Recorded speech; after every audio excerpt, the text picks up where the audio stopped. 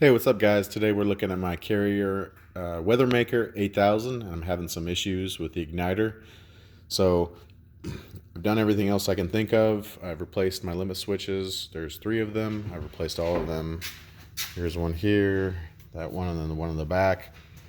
I've replaced the igniter several times, thinking maybe I had a bad igniter, but it tested okay with my ohm meter.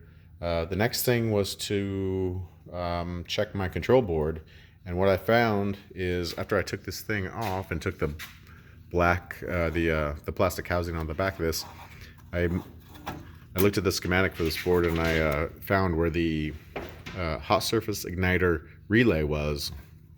And there's a couple of relays on this board, and they're on the other side of this right here.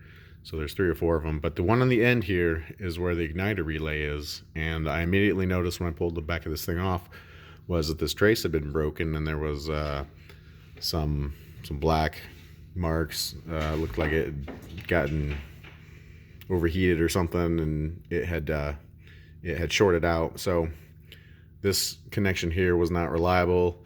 And so what I did just to experiment was to get a little piece of wire here and jumper it on. I soldered it onto where the relay pokes through and where the trace is. So once I did that, I hooked everything back up and my igniter worked.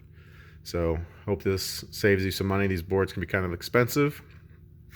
I think these are like 150 to 250 bucks, depending on where you buy them. So that's it. Got everything working again. I'm pretty happy about that. And hope this saves you some money. Don't forget to subscribe. Thanks very much.